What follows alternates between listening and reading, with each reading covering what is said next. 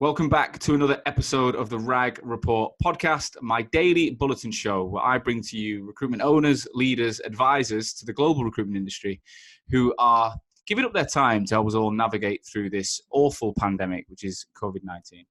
Today, I'm excited to be joined by Brady Adcock. Brady is the co-founder and managing director of CSR Europe, which stands for Complete Security Recruitment, headquartered in East London / Essex in the UK. Brady's a guy I know really well, and someone who, in my opinion, has taken to this whole pandemic and has been pretty vocal online about his ability to just being positive. Constant positivity is all I've seen from him. So I thought it'd be really good to find out a little bit more and release some of that for you guys. So Brady, cheers for taking the time, mate. Good to see you, Sean. Thank you for your time. Awesome to have you on. We just had a little pre-chat before the show, but I'm quite happy to hear that you're in the office today. Yes, I've been in the office since a week last Thursday, so just over a week and a half now. Back in the office for my own sanity more than anything. If I want to see Sean, yeah, with a young family at home, it isn't always the easiest thing to do from working from home. But being someone that thrives on routine, having been back in the office and feeling a little bit normal. Has been very beneficial. But you're the only one in there, right? You're not surrounded by people. Yeah, no one else, on my own. So, first question, like everyone, is paint the picture. What is life like for you right now? Strange, I suppose, is probably the shortest way of putting it. We're obviously all adapting. I put a quote up on LinkedIn, which we just discussed this morning. A quote from Charles Darwin about it's not the strongest or the most intelligent species that survives, is the one that learns to adapt the quickest. And I think there's a lot to be said for that during this process. Obviously we've had that trust issue of working from home removed, and we've all had to embrace it whether we like it or not.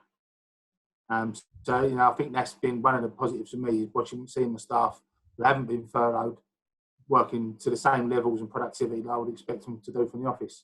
Yeah, I love that. Let's go back. So obviously we've been speaking a lot, and I think are we about 6 weeks in now, aren't we, since the shit hit the fan?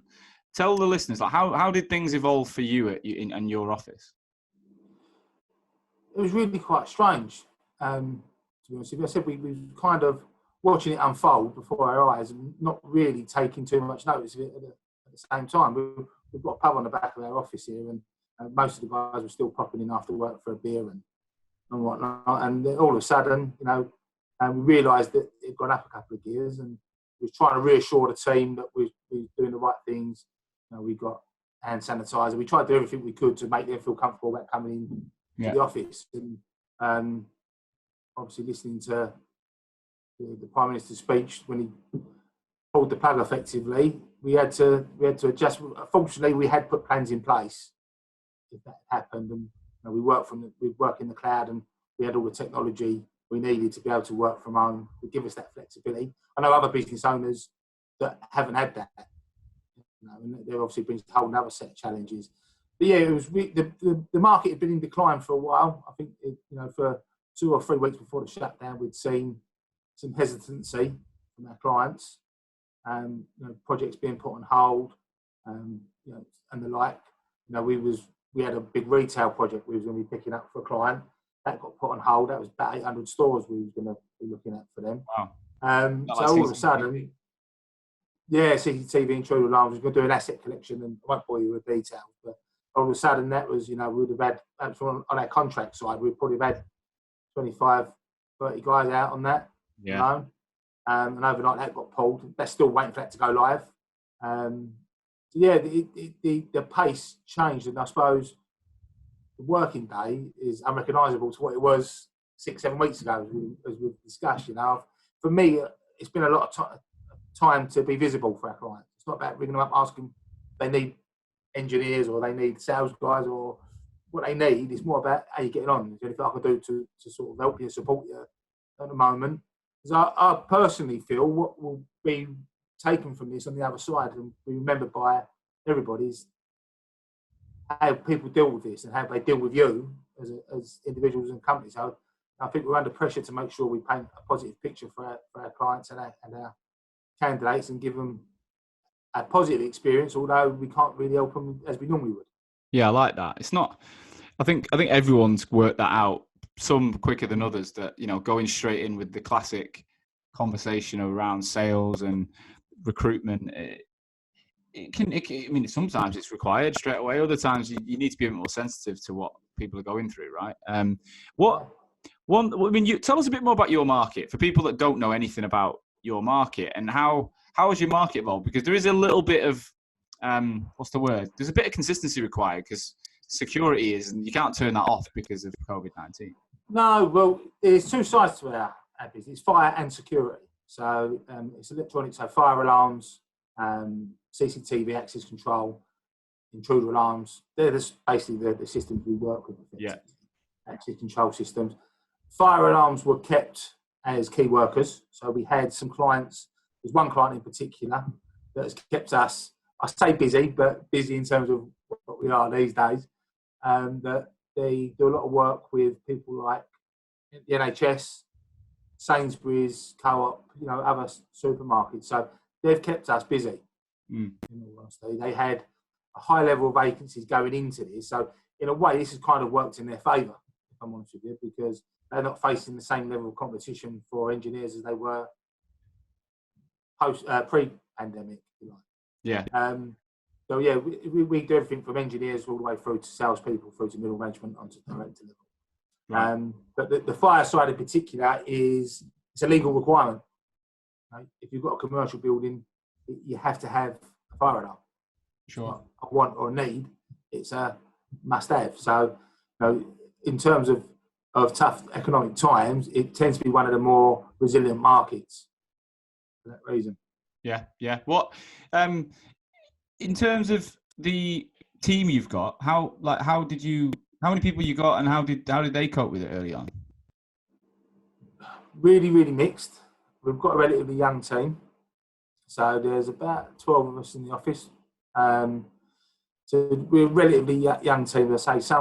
I've lived through 2008, Sean. That was my first recession, and the way I've dealt with this whole situation, I've taken a lot from the lessons I learned during that period, and one of the things I found with the team was some have handled it better than others, as you would expect. Yeah.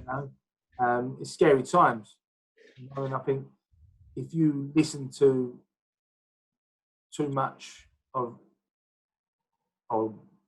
read too much social media, or listen to things that are not necessarily always accurate, then it can be a really daunting and scary place to be. And that's what I tried to do early doors, was try and give them facts, figures, and get them to encourage them. If they want to know anything about it, go on the government website. Don't go on Twitter, don't go on Instagram.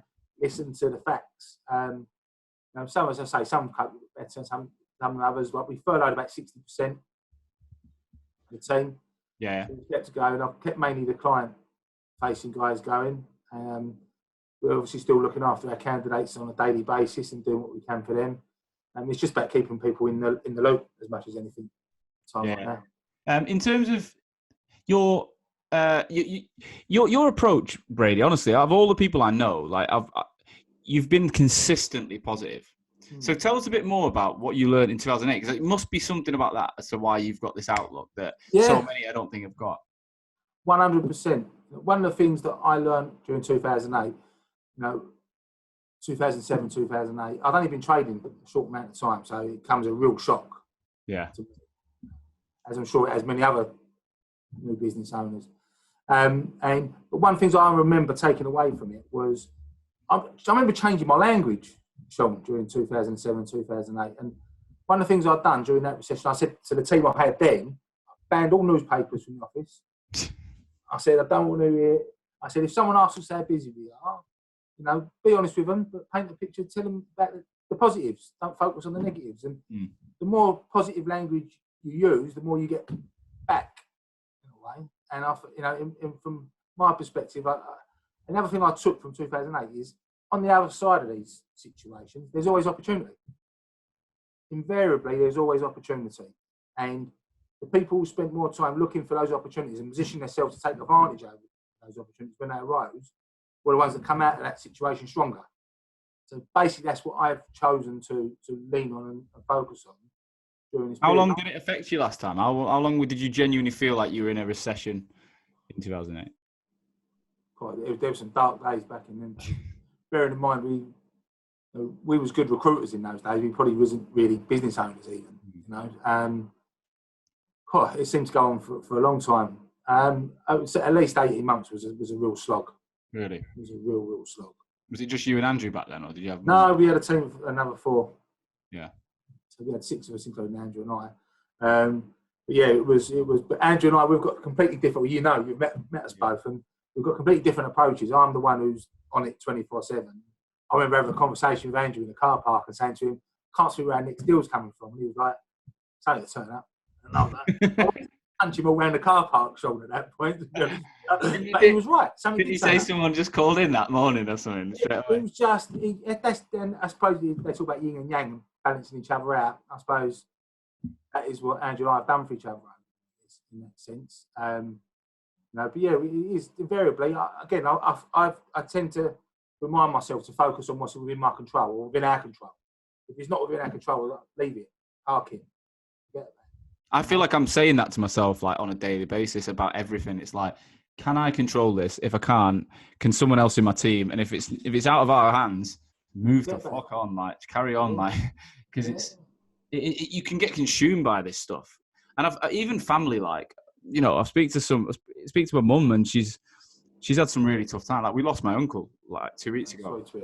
It's really really sad. Like he was in hospital with cancer treatment, and it was early stages as well, so it wasn't even like they thought he'd go.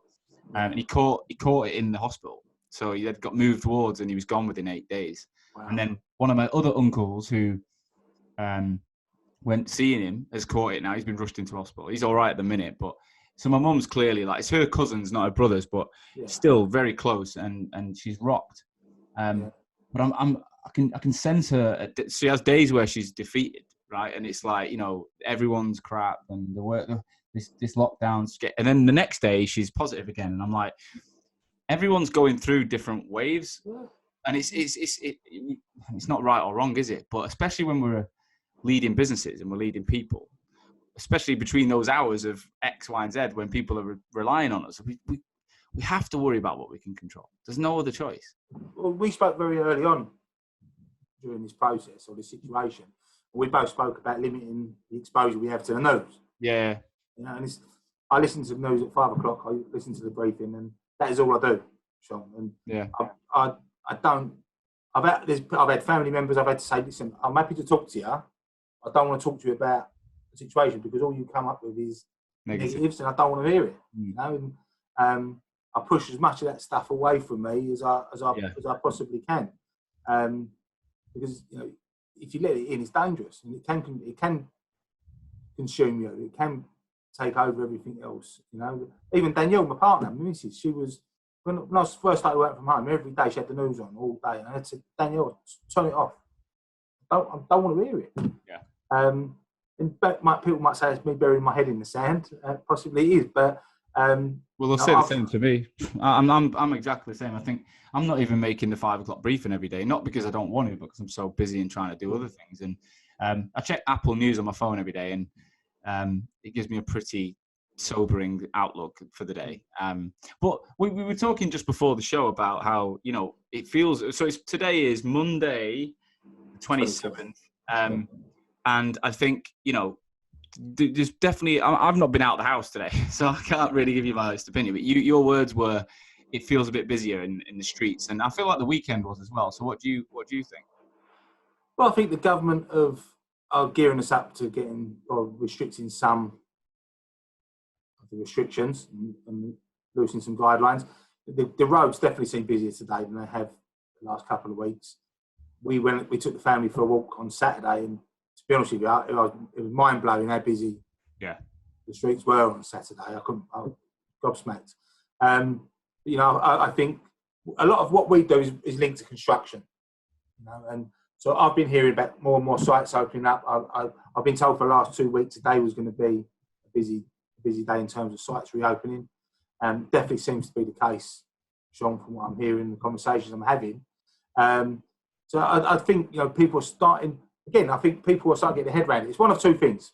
Either people are starting to see some light at the end of the tunnel and think we're coming through this, or people are basically getting their head around and saying, right, this thing ain't going to go away. This isn't going away. We need to adapt, change the way we work, and basically kind of get on with it, I suppose, to a certain degree.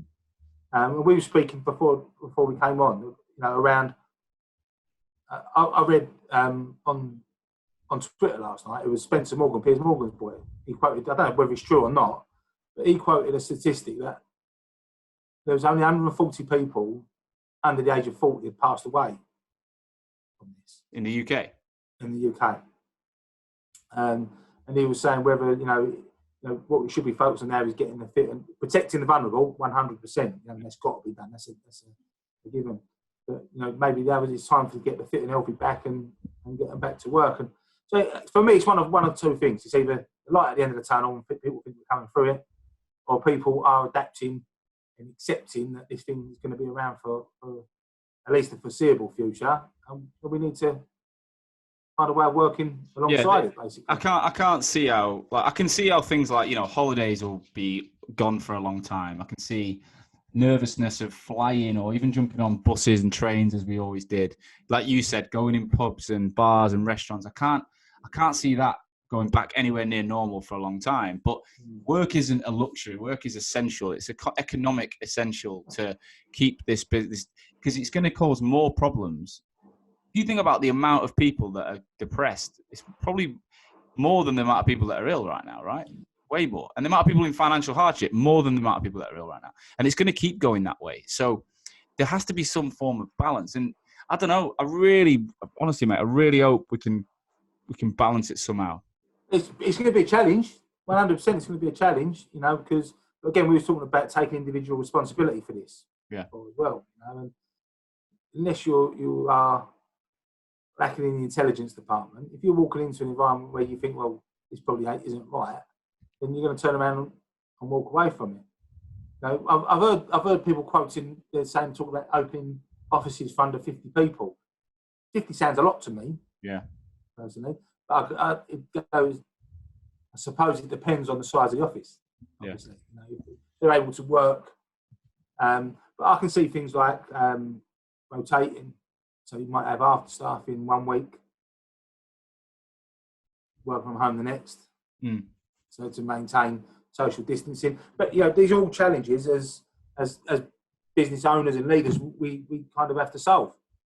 Well, I've already started thinking about my business and how, so for example, in our office in Bethnal Green, we've got space for about 15 people. So pre-COVID, we were operating with about 21, 22 people, and there was never more than 13 in the office anyway. So the rest were all working from. We've got copywriters that travel the world and all sorts of stuff. We've shrunk the team slightly because of what's gone on, but still in the whole absolutely fine. But I'm personally, my life was 5 days a week in the office. But I started to pull away Tuesdays and Thursdays, try and work from home. It's quite hard, really, because the amount of podcasts I do and all these client-facing stuff, it's been hard. But the days when I do work from home, I feel like I get more done, blah, blah, blah. But now I'm 100% at home. I'll be honest, I don't think that's for me either. So I'm and having spoken to my team, I think everyone's got this 2-day-a-week thing that we all said we quite like. So I'm thinking, Monday, be around, start the week together, set the tone, and then possibly everyone goes in on a different day that week to do their second day. I think I'd pick Thursday and then have a beer at the end of the day or something like that. I think that's the perfect day. Or, you do Tuesday, Wednesday, Thursday, and everyone has Monday, Friday at home. I don't know yet, but for me, it's that I definitely don't want to grow the office space. That's put me off that now. Yeah. And I think you could you could grow a head count, but keep your office smaller if you do have more of an alternative style of what you do with the space. Well, it's interesting because recruitment historically has always brought in young people and trained them. Yeah. So that can't change effectively. I think the industry's kind of is reliant on that, bringing young talent through. So we're always going to have an element of office space, that's for sure. But it's definitely changed my opinion of it. I'm someone who thrives on routine. I love routine. Yeah. Well, tell us about your routine, because I get up early. You're a lot earlier than me. What's an average day like for you? What, pre-COVID Yeah, or let's do pre-COVID. pre-COVID? I'd be up at 4. I'll take sort of, I read every day, so I'm actually on Matthew Said's Rebel Ideas. It's good, isn't it? Yeah, I've only just started this weekend. I just finished the last one, started that. So I try and read for sort of half an hour minimum in the morning. Wake up, have a bowl of cereal. Generally speaking, I'm in the office I live 5 minutes from the office, so usually in the office by 5:30. I have the 2 hours I have in the office on my own are probably my most productive of the day. So a lot of planning, looking at the numbers, what we've got going on, looking at our pipelines. Is there anything I can influence? And I basically prep for a 7:30 meeting with my heads of the department. Are they all? Everyone's in at 7:30.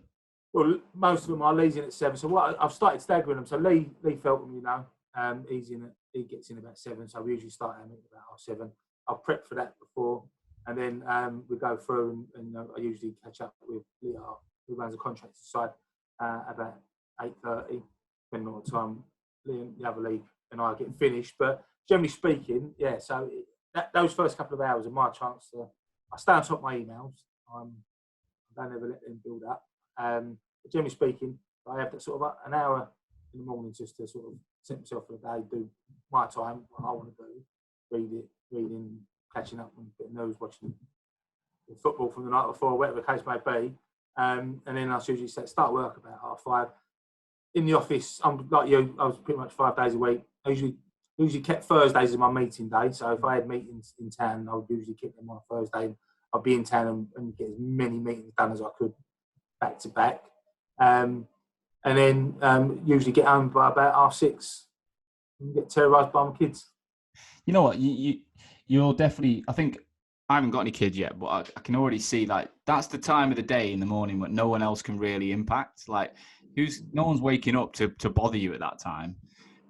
You get that clear window, and then in the evening you feel a bit more free. If you've conquered the morning, you feel a bit more free in the evening, don't you?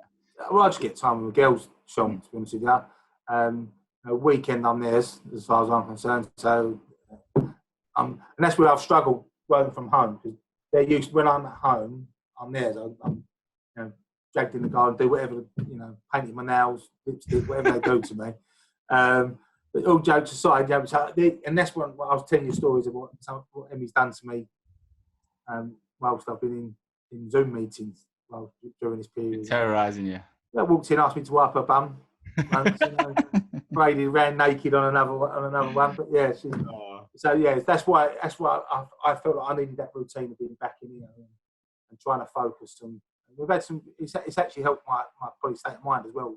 Helped me keep focused. And I've got no distractions at all. Yeah, I've got this. I've set myself up now in my bedroom in the corner. Like in the first couple of weeks, if you've seen any of my videos, I was in my wife's. So we've got a 2-bedroom apartment, or flat. It's not an apartment. It's an old council block that's been converted, and decent sized bedroom. And then she's got this little room she uses for getting ready, right? And that had a desk in it, my desk that I originally bought, which I put in there. She gets ready on. So I'm in there every day, and I don't know. I'm a bit of I hate clutter and I hate stuff. So I'm a bit of a minimalist in my approach. And she's got clothes everywhere and shit everywhere, and I was like, it's starting to stress me out. So I just got up one morning, took the desk and just banged it in the bedroom in the corner. And she was like, that was quite good, actually. And now I've got space. I'm further away from the living room. And she's doing personal training in the living room all day, and the dog's running around.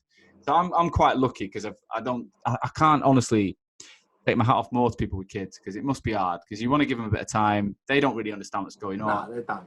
Nah. But the thing is, everyone's in the same boat. So no one takes exception to it at the moment. Now, if you were just driving at home on a Tuesday afternoon to be at home with your kids, and you was on a Zoom call, and people might be a little bit more upset, but we're all in the same boat at the moment. So everyone's took it in the right way and sort of laughed it off and focused. But for me, I think it was important for me to get back to work. So it just felt like, again, it comes back probably like a control. Yeah. Sean, if I break it down and actually reflect on it, it's about control. So I'm back in control. This is my world, I suppose, in a way. Do you know what I mean? And I feel like I'm back at the back where I belong in terms from a work perspective, at least. How are you thinking for the rest of the year in terms of like, bit of a random question, but like I've had a few chats with owners about, forecasting and sales pipelines. Like everyone had these budgets and targets that have almost Tear been, them up, throw them away, yeah, mate. exactly. Are Yeah. you now looking at it like monthly or quarterly as opposed to annually? Because I think I it's always look at it quarterly. Yeah. I always look at it quarterly. So I'm always looking at the way we review. We review on a monthly basis. So we review month gone, month in, month forward, constantly. So we're always looking at a 3-month cycle. But from my perspective, who knows what's going to bring the rest of this year. I'm expecting a sharp upturn on the back end of this. Again, we're closely linked to construction, so people behind projects are falling behind. They're going to need pushing on and finishing. There's going to be other projects starting. I think the end of the labour pool that's going to be affected most are probably the smaller subcontractors that, if anyone's not going to get paid, most likely be them, bless them. So I'm expecting the labour pool that was already stretched to be stretched even further. So I can see a sharp upturn in terms of our labour division. Whether that's sustained or not will remain to be seen. So I think the projects that need finishing, they're going to need finishing. There's projects that have got finance in place that they're committed to starting and committed to getting done. It'll be the next round of projects that we'll see if there's a real issue. Yeah. From a perm line perspective, I'm expecting some lag. So I'm expecting, a 4 to maybe 6-8 weeks, a little bit of confidence coming back into the market. People are going to want to sit on their hands and see what it's doing. But, again, we've had clients during this period who've seen this as a real opportunity from their perspective, Sean, and they've seen this as a chance to go and be aggressive in the recruitment market and get the talent that's available. But again, maybe they wouldn't necessarily get access to. Yeah, 100%. Again, we've seen, it's really been interesting for me. So I work with businesses of all sizes. So we work with people from ADT, JCI through to one-man bands, and there's managing directors, business owners of businesses that I looked at and think, this guy really knows his onions. This guy's really good at what he does. And I've seen people handle this situation completely differently to I ever imagined they would. People I see as really strong leaders, really question themselves and second guess themselves. I guess we're all capable and do that sometimes, but I think at times like this, you've got to be decisive. I suppose using the old analogy of it's better to ask for forgiveness than permission. Yeah, true. You know what I mean? And I think you've also got to stick to decisions you make as well, even if 100%. You question yourself, everyone does, but you've got to stick with it and move on. And the way I see it, it's no different to parenting, Sean. So whatever I do for my 2 girls, I do it because I think it's right for them. Yeah, I might look back in 5 years' time and go, I probably shouldn't have done that. At that moment in time when I make that decision, I'm making it because I believe it's what's best for them. It's no different for the staff, in the business. Whatever decisions I make at that moment in time are generally because I think it's the right thing to do. I might be proven wrong further down the line. Ultimately, time will tell. But whatever I do is because I thought it was the right thing for my staff. Brady, I've absolutely loved it, mate. I've loved today. I've loved listening to you and seeing what you're doing online. And do you know what? You are. There's a lot of people like you out there, but you're giving it out every day and you're sharing it. And I think it's we need that. We need to rub off on each other. We need that positivity, and it's been great to watch. Are you happy for anyone who's listened to this to reach out and ask? 100%. Yeah. I think this is time more so than ever. It should be about helping people. Yeah. Sharing knowledge, sharing experience. So more than happy for that, Sean. All right, wicked. Well, look, I'll make sure you're tagged in this, and anyone who does reach out, thanks so much for taking the time today. I appreciate it, mate. We'll check in again in a few months, see if we're both still as positive then, eh? We'll see. Thanks for your time, Sean. Awesome. Guys, thanks so much for listening. Another short and sharp episode. I'm going to keep bringing them to you every single day, no matter how busy I get. I'm aiming to still keep this going. We've also got some really exciting news about the podcast coming in the next few days, so stay close. In the meantime, if you did enjoy this episode, I'm not asking for you to pay me for listening. I'm asking you to pay one thing forward, which is share the episode with someone who you think will benefit. So pass it on to a friend, a colleague, a boss, even your competitors. We want as many people listening every day so that together we keep ourselves motivated, we keep the mindset strong, and we come out of this better. I'll be back again tomorrow, but in the meantime, stay safe, and I'll see you soon.